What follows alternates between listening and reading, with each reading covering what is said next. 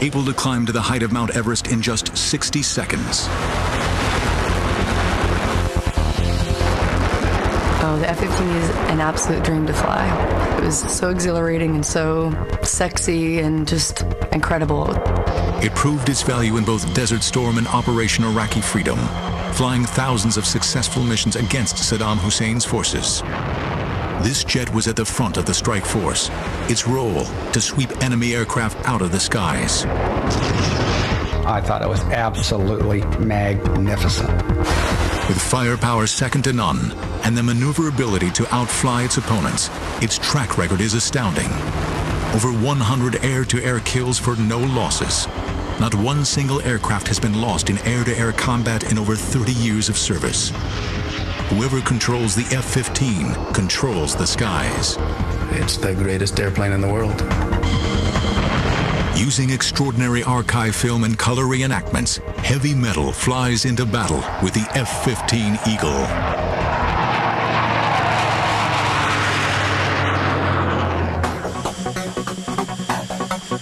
January 16, 1991, Operation Desert Storm. American air attacks on Iraq are poised to begin. Flying at the front of a great wave of coalition aircraft are 20 F-15 fighters. Over 40 miles into Iraq, their radar picks up enemy contacts. Captain John Kelk leads the flight of F-15s. He is the first to hear the radar warning tone in his headset. Enemy fighters are targeting his plane. You got someone locked, interrogate, bandit. Kelk is not sure the aircraft ahead are hostile, but as the jets close in at over 1,400 miles per hour, the F-15 pilot must decide, should he shoot to kill? His radar shows a fighter flying aggressively towards him, so he prepares for combat. Closing his eyes to protect his vision from the anticipated explosion, he slams the pickle button on his stick, launching an air-to-air missile. Seconds later, an orange explosion lights up the night sky. Kelk has become the first American to score an air-to-air kill in the F-15. 30 years of planning have finally paid off. But the F-15 story begins decades earlier, deep in the Cold War years. In 1951, the Korean War is raging. American F-86 Sabre pilots fight pitched battles with Russian MiGs. These American pilots first learned their dogfighting skills during the dark days of World War II. In Korea, they achieve an alleged kill ratio of 10-to-1 against the Soviets. 10-to-1 kill ratio that the F-86 had seemed to be something that was to be aspired to, but would never be matched, which seemed to be the benchmark. I mean, it was like Babe Ruth hitting 60 home runs in a season. I mean, who is ever going to break that record? Once again, the Sabres have proven more than a match for the Red Jets. Chalk up another for the Sabres with no losses of their own.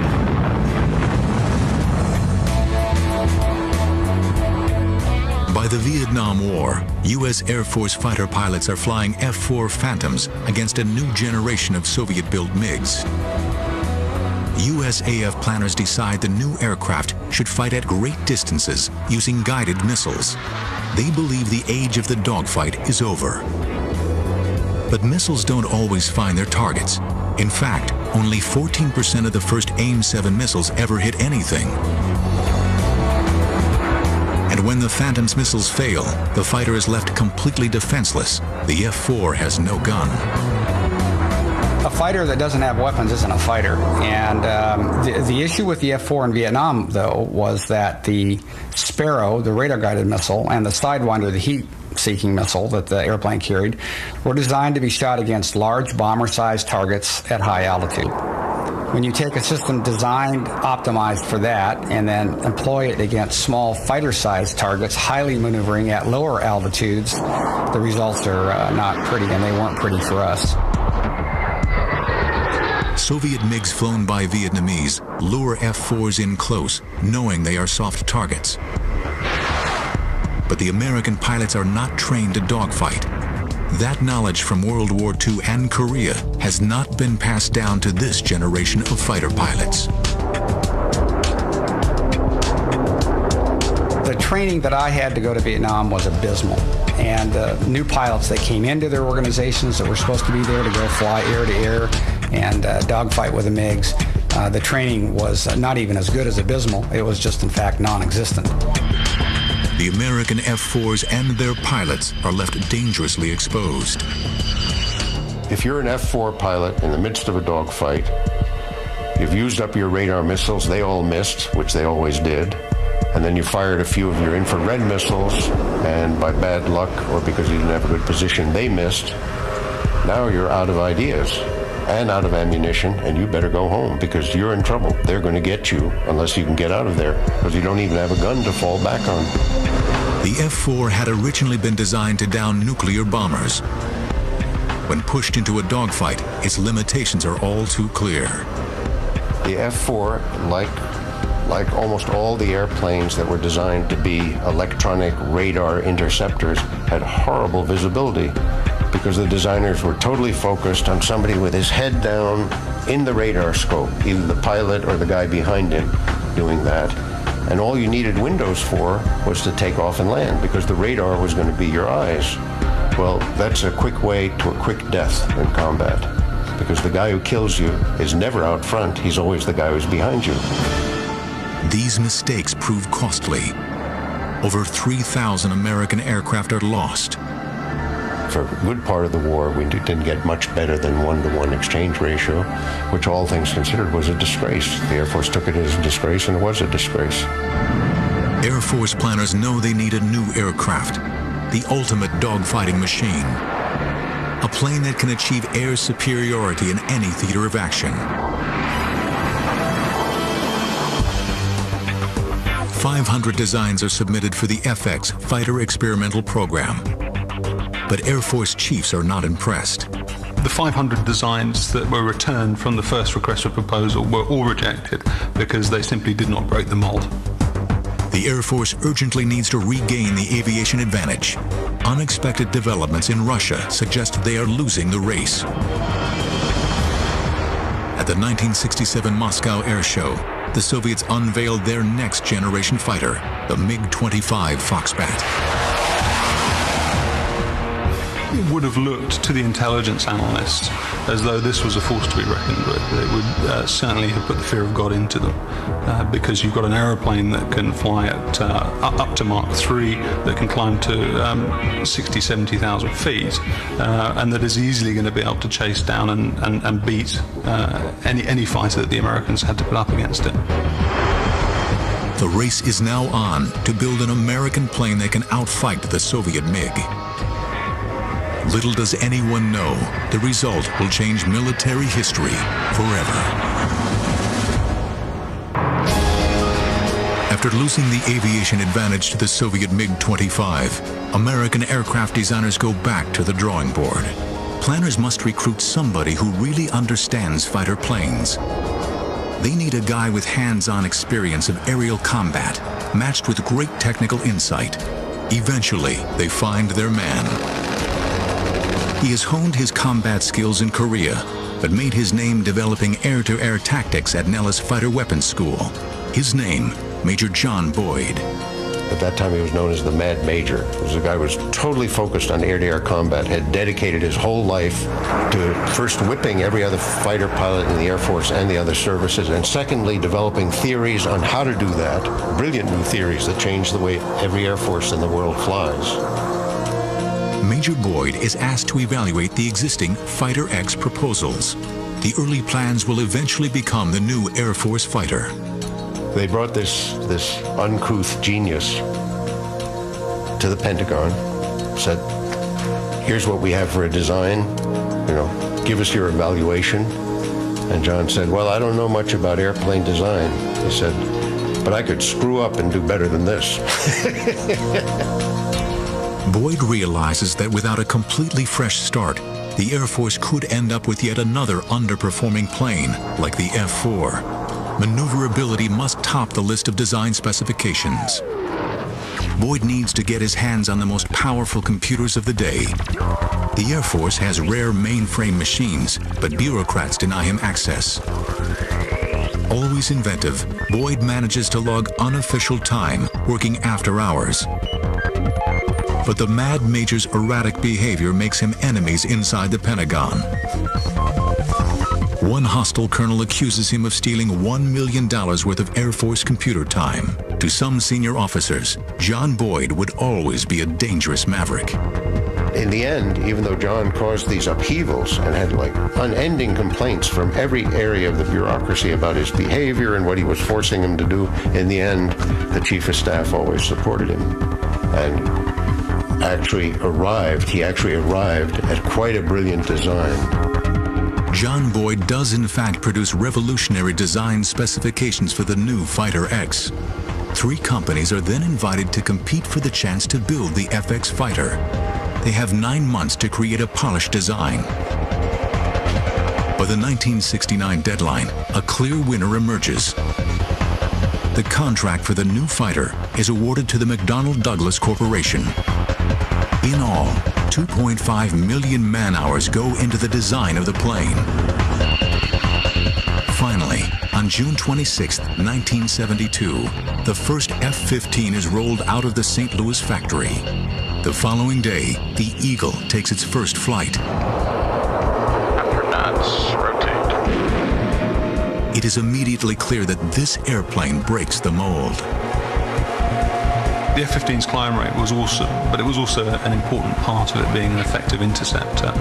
From standstill, it could reach a height of 30,000 feet, which is the same height as Everest, in a little over 60 seconds.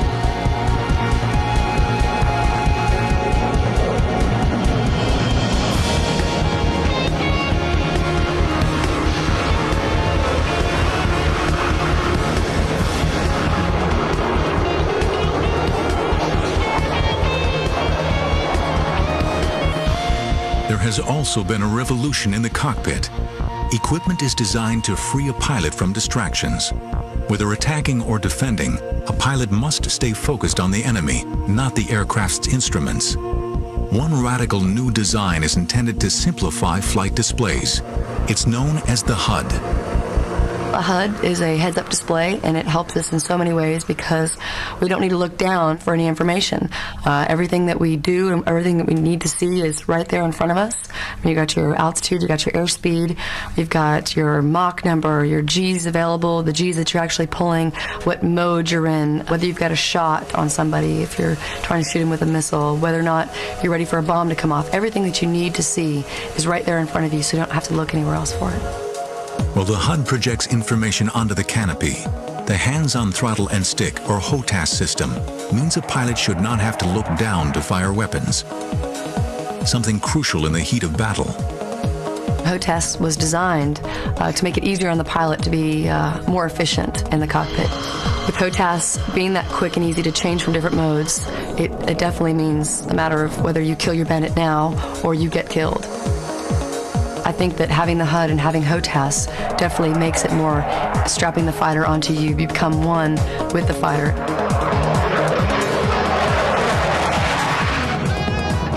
Pilots who had flown earlier fighters are immediately impressed with the F-15. I remember for the first 2 or 3 years that I flew the F-15, having constantly the thought in the cockpit, well, we got this right. Well, we got this right. They were all for different things, and my fellow pilots had the same thoughts. Well, we really fixed this. We really fixed this. Missile technology is also improving rapidly. But even more important is the way these new missiles work together with the F-15's radar. You can have good missiles, but if you can't target them with a good radar that maintains the lock, that provides accurate ranging information and engagement information, then they're not a lot of use. A powerful radar means that air-to-air missiles will be more effective than ever before. If the system works in the heat of battle, it will be the key to the F-15's air supremacy. The Eagle's radar will locate and destroy enemy aircraft before they ever know what has hit them.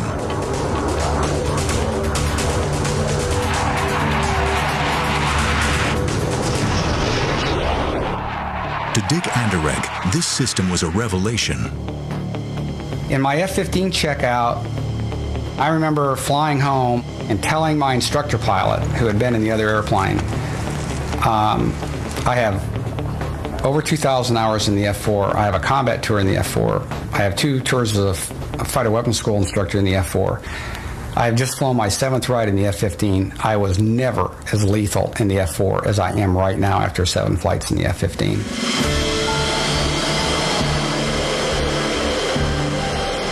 Within 3 years of its first flight, the Eagle has broken multiple records.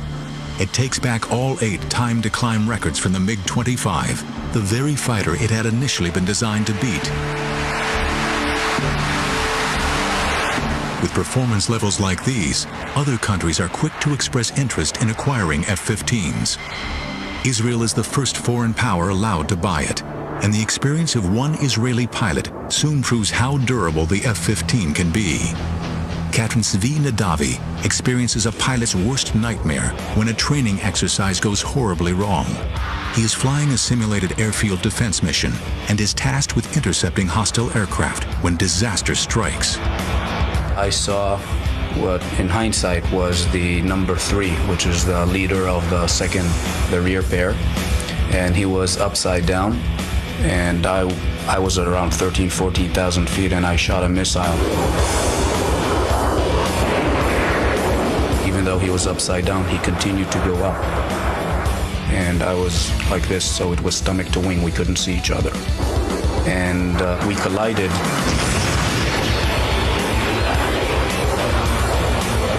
Big commotion, big bang. The A4 basically fireballed immediately, and I found myself with maybe 30 degrees nose down attitude, and the aircraft was spinning.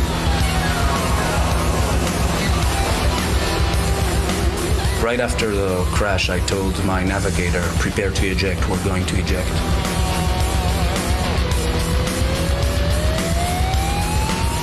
I opened afterburner, which is a totally opposite instinct when you're spinning towards the ground. Then the roll slowly stopped, and slowly I was able to bring the nose back up. I told my wingman to come close and to inspect me. There was a huge spray of fuel that was being drawn out of the wing, and it basically camouflaged what was going on there. Nadavi survives the mid-air collision. He is 10 miles out from the nearest airfield and hopes to still land safely. But the pilot cannot see what has happened behind the spray of leaking fuel. His F-15 has been so badly damaged in the collision that he is flying on just one wing. After a devastating mid-air collision, Captain Zvi Nadavi finds himself flying a seriously damaged F-15. Somehow, he is able to regain control over his aircraft and attempt a landing. I approached the airfield. I crossed the threshold where usually in an F-15 you cross at 130 knots. I crossed at anywhere between 250 to 260 knots. Was landing at approximately twice the normal landing speed. I put the tail hook down. There was a cable at about a third of the runway, and we went into that cable. But because of the speed, the hook is not built for those speeds, and the hook basically tore off the airplane.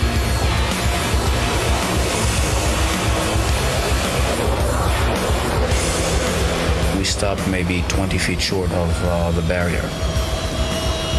As I was running at the last 50 knots, bleeding off, my wingman said, "You're not going to believe what you flew on." And I opened the canopy, and I reached back to shake the hand of the navigator. And as I was reaching back, that was the first time that I looked and I saw that I didn't have a wing on the right-hand side. It's highly likely that if I would have seen it clearly, I would have ejected, because it was obvious you couldn't really fly an airplane like that. I don't think any other aircraft could have taken that amount of damage or that portion of its flight surfaces removed and continued to bring us home safely.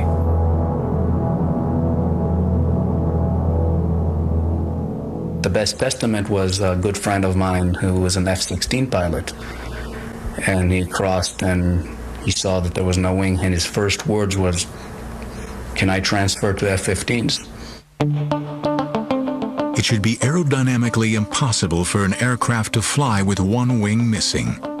McDonnell Douglas sends a team to investigate the incident.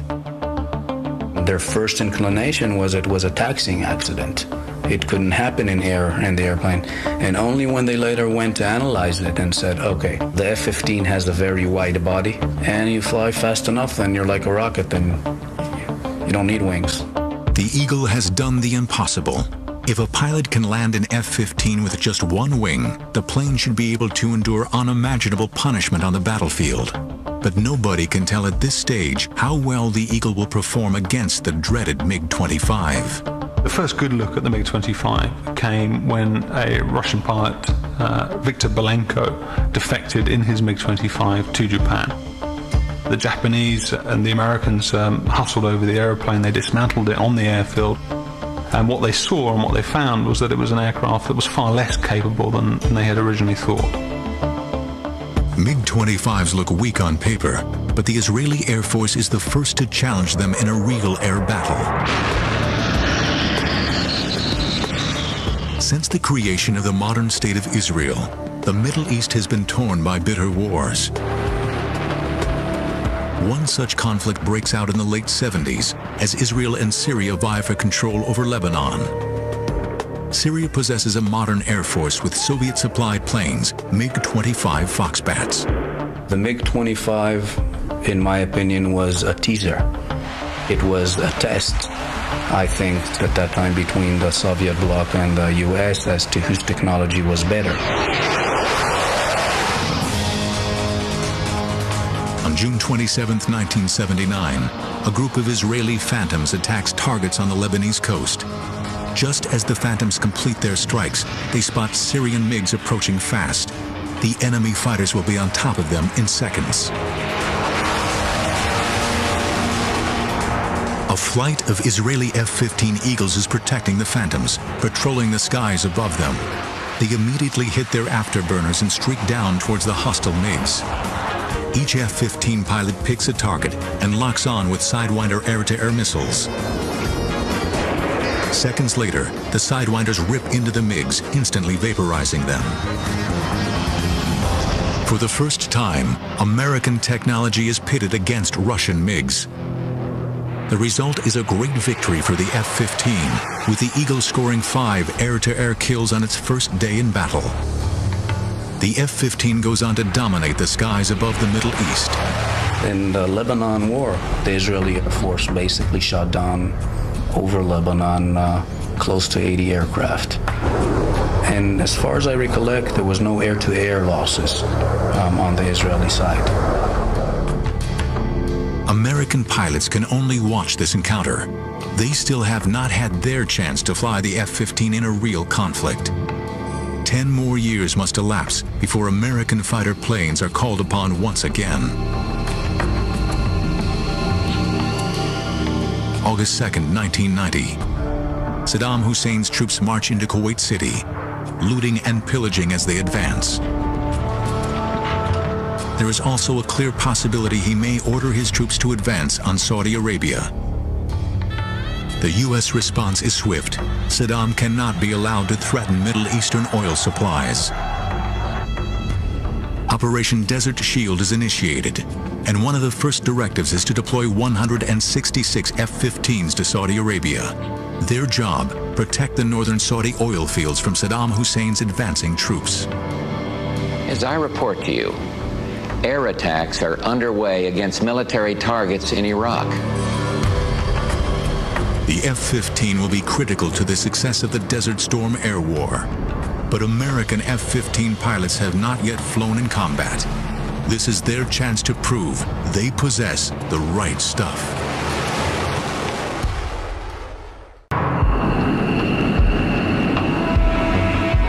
It is 1991, and F-15s are the first planes sent to the Gulf region for Desert Storm. Their job, halt Saddam Hussein's advance and help liberate the people of Kuwait. Ranked against American F-15s is the biggest air force in the Middle East. Saddam controls 550 combat aircraft, including MiG-29 Fulcrums, the latest high-tech Russian-built fighters. In this air war, there is no room for error or confusion. TACC, the U.S. Tactical Air Control Center, draws up a 600-page air tasking order. This document is General Chuck Horner's map for the air campaign. It lists every sortie, every target, every munitions to be used, and every supporting aircraft. General Horner, he was the designer of the air war, and he worked there in the TACC. He was there every night for, probably 15, 20 hours a day practically. And he or one of his other generals would come to me sometime and ask me F-15E specific questions. For example, can your airplane hit this target? And they'd show me a satellite photo or a map and a target description, and then I'd give them an answer, yes or no. And most of the time I'd look at it and go, sure, that thing's going to return radar. We've got good coordinates where it is. We can hit it. The goals of the air campaign were first get control of the air, because that enabled all other operations. Then the second goal was to debilitate the Iraqi army so they could not resist our ground forces when they went in to liberate Kuwait. And the third thing we did, which was sort of a side mission, was attack his weapons of mass destruction programs, nuclear, biological, chemical, and the Scud systems that could deliver them. General Horner assigns two primary roles to the F-15. F-15Cs, the pure air-to-air fighters, will ensure air superiority. The F-15Es, their Strike Eagle cousins, will bomb heavily defended, high-value targets. On January 17, 1991, President George Bush Sr. orders a strike against Iraq. Mike Smith was working in the Tactical Control Center. He communicates with the F-15 squadrons, passing on their target information. The first few nights, the big concentration was the fixed Scud sites. We wanted to knock out all the fixed Scud sites in western Iraq. I believe that Israel threatened to use nuclear weapons in retaliation to a Scud attack, say, that carried biological or chemical warhead. And as a result of that, I could see why the immense pressure was put on us about the Scud missiles. A wall of metal. A wave of F-15 fighters is called upon to sanitize Iraqi airspace ahead of the strike force. The Eagles will be kept busy through the night, fighting at the leading edge of the Desert Storm air battle. We went in as part of the first wave of 24 F-15Es to go in and strike targets, and our targets were fixed Scud sites along the western border. Rich Haran's flight speeds towards Iraqi airspace. Before they can cross, a difficult operation must be completed. One of the scariest things was just air refueling. It was very dark, moonless night, and there were a couple people I had close calls with just potential mid-airs with the tanker and each other as we're doing this. Careful flying saves the mission from near disaster. But the Eagles still have 200 miles to go before reaching the Scud sites. They now fly very low over the desert and begin targeting long before the Iraqis can even see them. Haran is a weapons systems officer responsible for picking out a missile launch site.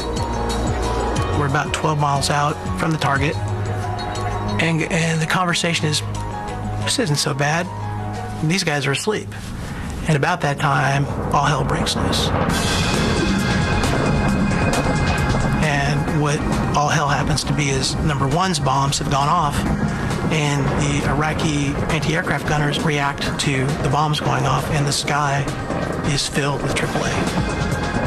It is the most impressive fireworks display I've ever seen, which is somewhat the conversation I'm having with the guy I'm flying with, and then the realization that really what I'm looking at is every third to fifth bullet is a tracer, and then it dawns on me the reality of the situation and the fact that they mean us bodily harm.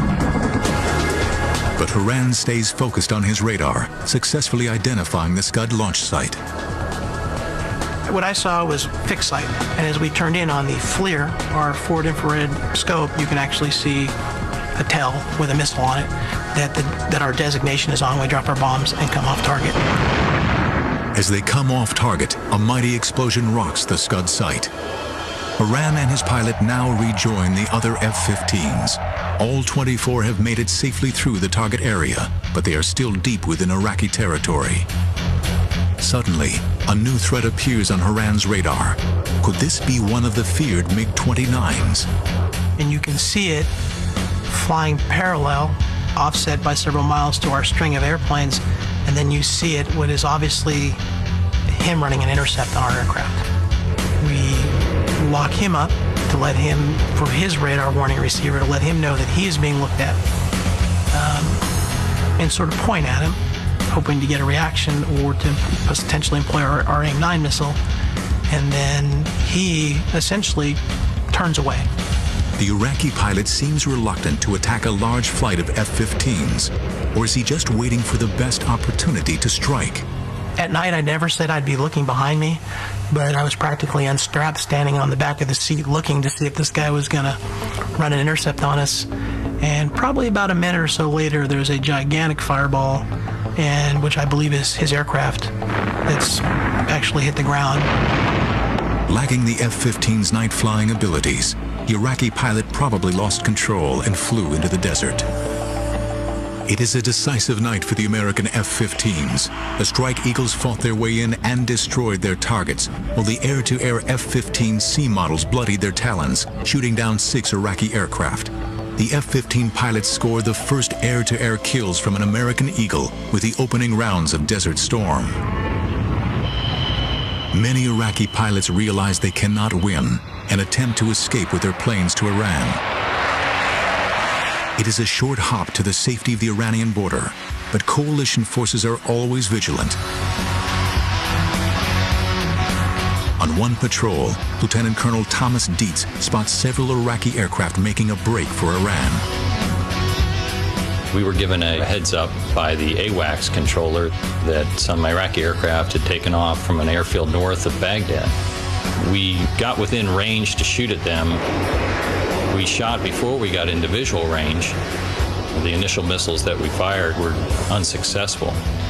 So we wound up essentially rolling in behind these 4 Iraqi aircraft, about 1.5 miles behind them. Shot them with heat-seeking missiles. This new generation of missiles has a very high accuracy rate, and Dietz is astonished when he sees his shots miss the Iraqi planes. I could see the warheads detonate from the missiles, and then the Iraqi aircraft continued to fly. And I was figuring maybe I was snake bit here, that got into such a position and the missiles didn't seem to work. Well, I probably had temporal distortion, because just a few seconds later, a little flame started trickling out the back of the aircraft on the left, and then flame trickling out the back of the aircraft on the right. And just a few seconds later, huge fireball, followed by the second aircraft doing the same thing. At that point, I was just about to pronounce myself the world's greatest fighter pilot, at least in my own mind, when I thought maybe I ought to look around and see if there are other Iraqi aircraft flying around. And I remember as I started looking to the left, right there, not far from me, within 1/2 mile, was an Iraqi aircraft that had his nose pointed out in front of me, which made me initially think, oh, this guy could shoot me with a gun. Captain Dietz is now dangerously exposed. Could this Iraqi fighter blast him out of the sky? Having shot down one Iraqi fighter, Thomas Dietz then spots another flying straight towards him. He needs to react fast. The enemy might open up with his gun at any second. So in my mind began going over the maneuver I'd have to do to defeat this threat, is when I realized that this was just the front half of an Iraqi aircraft. There was a bunch of flames streaming out the back.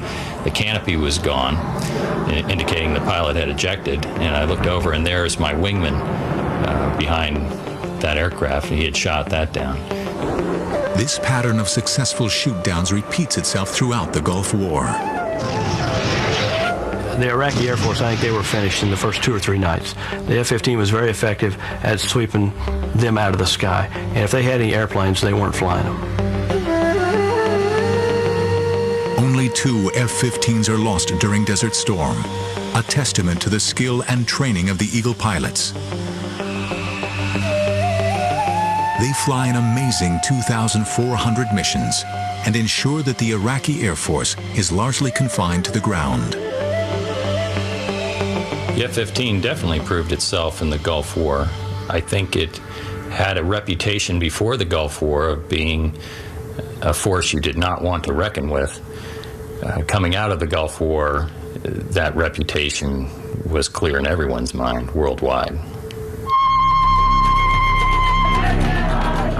Kuwait is liberated and Saddam subdued, but the power struggle in the Gulf region is far from over. The United States Air Force continues to fly over Iraqi airspace on Operations Northern and Southern Watch. For 12 years, they keep a careful eye on Iraq's military activities.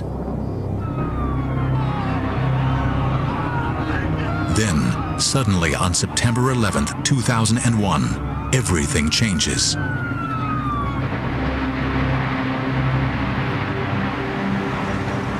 Freedom itself was attacked this morning by a faceless coward, and freedom will be defended.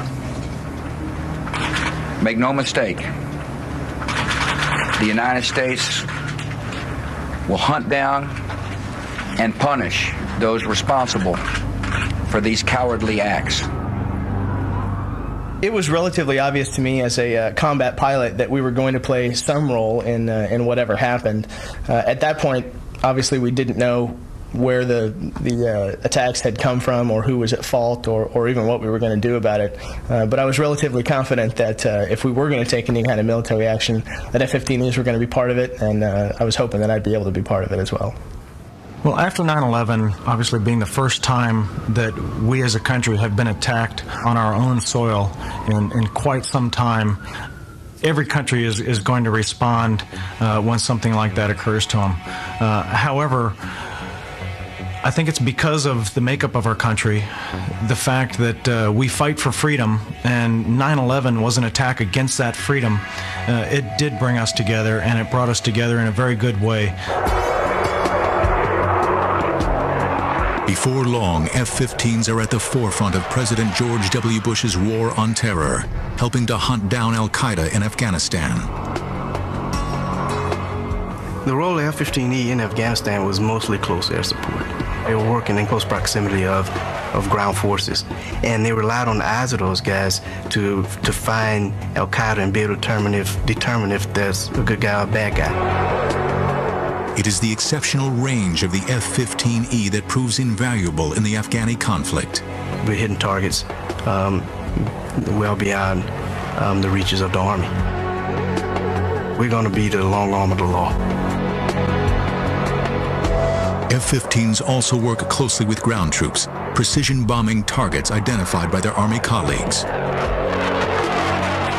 Afghanistan is soon liberated from the repressive Taliban regime, but trouble is brewing elsewhere.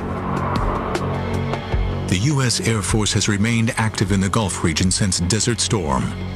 But by 2003, it is clear that Saddam Hussein and President Bush will not reach an agreement over weapons of mass destruction. War breaks out again in early March. In the weeks leading up to the war, the Iraqi Air Force increases its activities. But once hostilities break out, they seem to lack the will to fight. We thought that there might be a little bit of opposition in the first day or two of the war. So during the first 2 days, 3 days of the war, we parked ourselves right off their airfields, just waiting for them to fly, hoping that they might get airborne and being able to take them down, realizing that if they did get airborne, they were going to be dying right off their own airfield because we were right there ready to shoot them down as soon as they took off. I'd certainly like to think that after the Iraqi Air Force experience during Desert Storm, that they'd know better than to take off and fight an eagle. I think it's the first time in warfare that there's been an enemy Air Force that didn't turn a wheel. And obviously he who hesitates is lost, because once he decided not to fly and they stayed on the ground, the bombers went in and then basically picked them off one by one. Only the Iraqi pilots can tell us why they did not fly against the coalition forces. Perhaps they hope to preserve their Air Force for future use under a new regime. One of the things that they were doing, which we weren't quite sure why, they started burying their aircraft in the sand. Maybe they were trying to send a message that they didn't plan on flying, but as they were burying their aircraft in the sand, we continued to take those aircraft out as well. After assuming air superiority, the F-15s then turned their attention to helping out their Army colleagues on the ground. We were merely a support asset for the guys on the ground that were going to march from Kuwait to Baghdad. And our job was to move the Iraqi armor out of the way. It is the Strike Eagle's ability to drop precision laser-guided bombs that will now prove vital. We encircled Baghdad on a day-to-day basis, 24 hours a day, and rained GBU-12s, for the most part, onto tanks, armor personnel carriers, and even a couple of their airborne assets when we could find them, and effectively made it easy, hopefully, for our Army bros on the ground to march into Baghdad. This high-tech combination of air and ground forces proves deadly. American troops reached the outskirts of Baghdad just 14 days after the start of the war. After the past 12 years of doing Operation Northern Watch and Operation Southern Watch, we've wanted to take care of business. And while this was not an excuse to go in and liberate a country, Saddam was a truly evil man, and what he did to that country, he did need to be taken out of the equation. So I'm glad that we had the tools and the leadership to make that happen. The F-15 played a major part in the defeat of Saddam, but in an unstable world, new conflicts could soon break out. American F-15s are ready to deploy anywhere in the world at a moment's notice.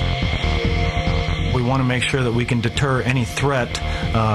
We're continually making sure that when we go out and train, that we will be the best on the block, that nobody can challenge us, and that every time we go out, we will have air supremacy, that we will own the sky and own the battlefield.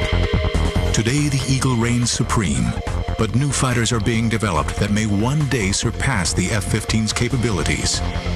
Meanwhile, new technology and continuous training will help the Eagles stay at the top of their game. I want to go out and I want to be able to totally dominate the enemy. If we're going to have a fight, I don't want it to be a fair fight. We want to go out and we want to dominate. And that's why we train as hard as we do to make sure that we can maintain that perfect record of 104-0. As a fighter pilot, you'll never admit that there's anybody better, and as an American fighter pilot right now, I don't think there's anyone that can say they are. But our whole thing is, when we go out, we expect to win. The record of the F-15 air-to-air kills for not a single loss is unrivaled. It seems no other Air Force can challenge the Eagles today.